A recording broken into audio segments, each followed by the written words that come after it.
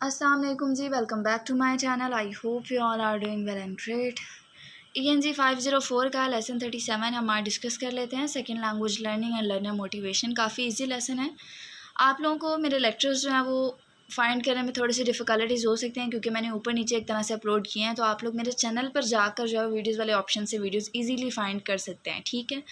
Topic 218 से 223 तक जो है वो इसमें डिस्कस किया गया है। बाकी इसमें है क्या, मेन चीज़ें क्या हैं, इसमें डीप लर्निंग की बात की गई है, सरफेस लर्निंग की बात की गई है, यानी कि ऊपर ऊपर से जो है वो लर्न करना है एक तरह से। उसके अलावा यहाँ पर कुछ इफेक्टिव फैक्टर्स की बात की गई है सेकंड लैंग्वेज लर्नर के लिए, ठीक है। इंट्रिंसिक एक्सट्रिंसिक मोटिवेशन की बात की गई है और साथ ही साथ एक मॉडल है जो कि एक्सपेक्टेंसी वैल्यू मॉडल है, ठीक है। अच्छा जी, डीप प्रोसेसिंग क्या होता है? डीप प्रोसेसिंग बेसिकली हम क्या करते हैं कि मटेरियल के साथ जो है वो इंगेज होते हैं फुली, ठीक है।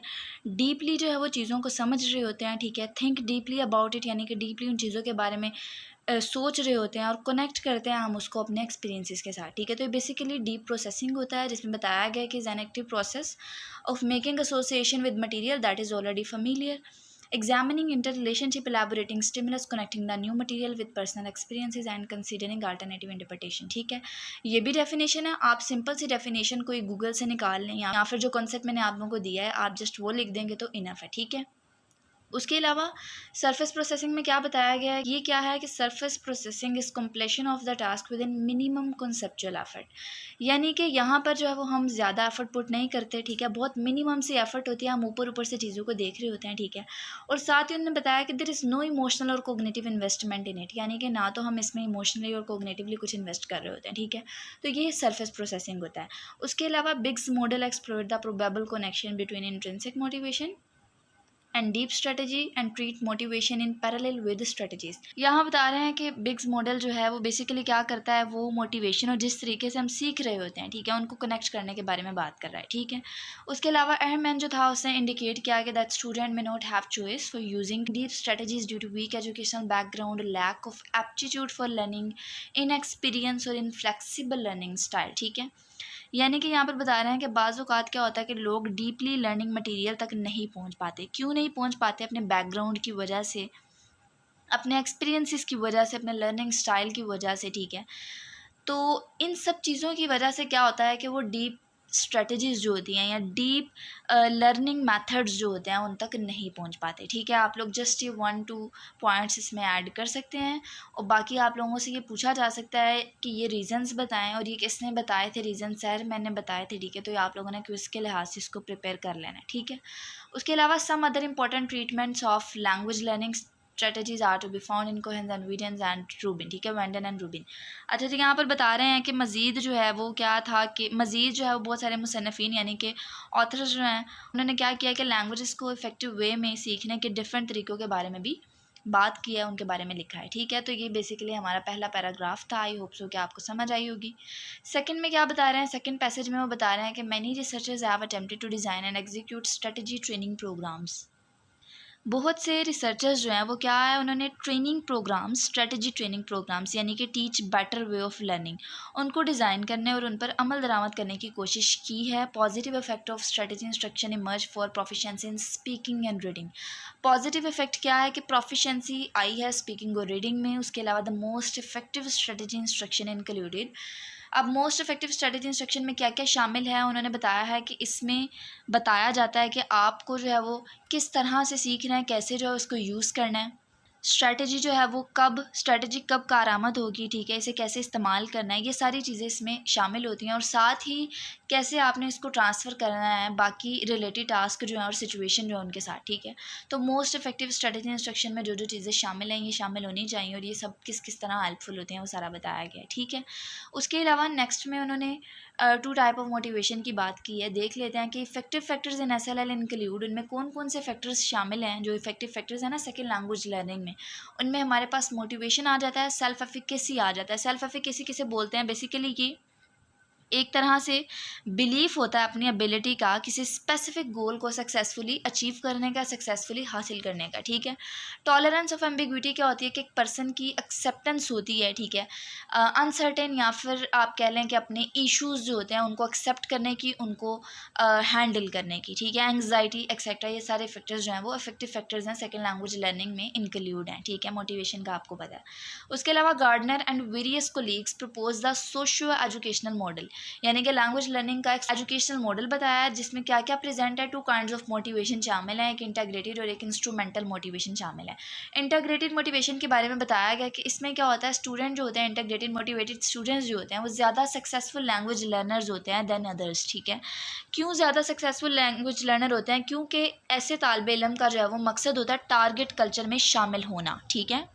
ऐसे स्टूडेंट्स जो होते हैं ना वो ज़्यादा मोटिवेटेड होते हैं किसी कल्चर का हिस्सा बनने के लिए, उनमें मोटिवेशन ज़्यादा होती है, more motivated to integrate into the culture, वो ज़्यादा बेहतर तरीके से लैंग्वेज सीखते हैं देन अदर्स, ठीक है।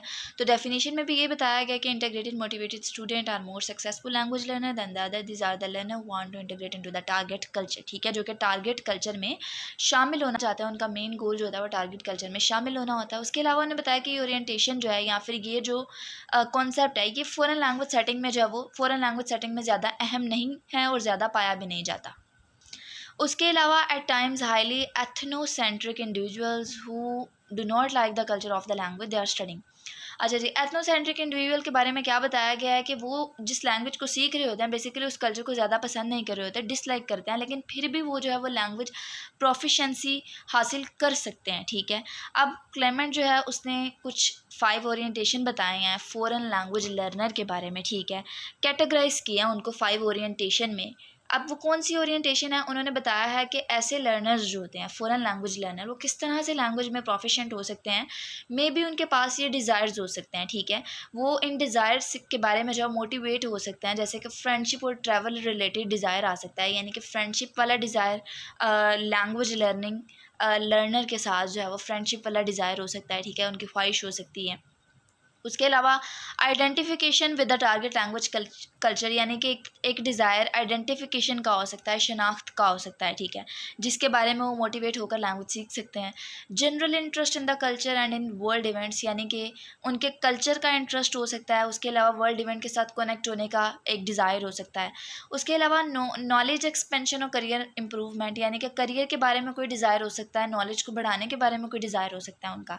Desire to understand L two media, यानी कि एल टू मीडिया जो लैंग्वेज सीख रहे होता है उसके मीडिया को समझने का जो डिज़ायर हो सकता है। तो ये सारे डिज़ायर की वजह से भी वो लैंग्वेज में प्रोफिशिएंट हो सकते हैं, ठीक है। उसके अलावा डेकोरियान ने एक मॉडल बताया है जो कि डिस्टिंग्विश करता है between intrinsic and extrinsic motivation, ठीक है।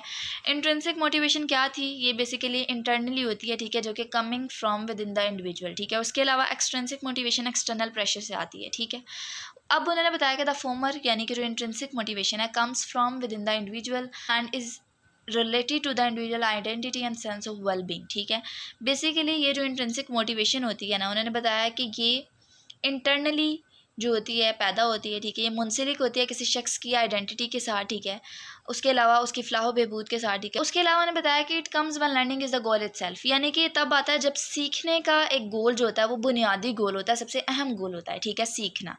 अब उन्होंने बताया कि while the latter comes from outside when learning is done for the sake of reward, ठीक है। अब उन्होंने यहाँ पर एक्सट्रिंसिक मोटिवेशन की बात की है कि जिसमें बेसिकली एक्सटर्नल फैक्टर्स जो होते हैं वो शामिल होते हैं, ठीक है। अब उन्होंने बताया कि students total motivation is most frequently a combination of both, यानी कि ज़्यादातर जो है वो दोनों मोटिवेशन पाई जाती हैं स्टूडेंट में। External reward can either influence on intrinsic motivation, increase भी कर सकती है उसको डिक्रीज़ भी कर सकते हैं, उसको इंक्रीज़ भी कर सकती है, ठीक है। डिपेंड करता है कि किस तरह हमारी सेल्फ एफिकेसी फैक्टर को जो है वो इफेक्ट करता है, ठीक है। तो यहाँ वो क्या बता रहे हैं कि एक्सटर्नल रिवार्ड जो होता है वो इंक्रीज़ भी कर सकता है और डिक्रीज़ भी कर सकता है हमारी इंट्रिंसिक मोटिवेशन को, ठीक है। उसके अलावा ने बताया कि motivation greatly depend on the context, people involve and the specific circumstances, उन सब के ऊपर जो डिपेंड करता है, हमारे इर्द गिर्द के माहौल पर बहुत ज़्यादा डिपेंड करता है, ठीक है। हम जब दूसरों से को देखते हैं किसी हाई लेवल पर हम तब भी बहुत ज़्यादा मोटिवेट होते हैं, लेकिन अगर हमारे इर्द गिर्द के लोग ही ना वैसे हों तो हम किस तरह से मोटिवेट हो सकते हैं, तो वो भी बहुत ज़्यादा इफेक्ट करता है। उसके अलावा एक्सपेक्टेंसी वैल्यू मॉडल की बात की गई है, the most important concept of motivation distinguish between valuing something and expecting to be able to do it. अच्छा जी, अब यहाँ पर एक्सपेक्टेंसी वैल्यू मॉडल की बात की है। ये फोकस करता है इन दो चीज़ों के दरमियान के फ़र्क को, ठीक है। पहला तो रिकॉग्नाइज करना, पहचानना किसी चीज़ की वैल्यू को, ठीक है। दूसरा उस चीज़ को हासिल करने की कैपेबिलिटी का बिलीफ, ठीक है, जो कि एक्सपेक्टिंग के साथ लिंक करता है, ठीक। इसमें हम किसी चीज़ की वैल्यू को रिकॉग्नाइज करते हैं, तो ये वैल्यू की बात कर रहा है, एक्सपेक्टेंसी वैल्यू मॉडल में वैल्यू की बात कर रहा है। और दूसरा उस चीज़ को हासिल करने की कैपेबिलिटी का बिलीफ जो होता है, बेसिकली वो एक्सपेक्टिंग का बता रहा है, ठीक है। तो ये दो चीज़ें इसमें बताई गई हैं। अब उन्हें बताया कि within the area of expectancy two key theory stand out, ठीक है। इस वाले मॉडल के साथ दो थेरीज जो है आ जाते हैं, जिनमें हमारे पास वीनर एट्रीब्यूशन थेरी और बंडोरा सेल्फ एफिकेसी थेरी। ये दोनों थेरीज जो हैं बेसिकली क्या करती हैं, ये साइकोलॉजिकल एस्पेक्ट के साथ लिंक है, जो कि देखती हैं कि कैसे कोई इंसान परसीव करता है, एट्रीब्यूट करता है एक्शंस को, आउटकम को, और उनके बिलीफ, उनकी कैपेबिलिटी से रेलिवेंट उन सब फैक्टर्स को जो है वो ये देखता है। साइकोलॉजिकली जो एस्पेक्ट्स होते हैं बेसिकली उनके बारे में है ये।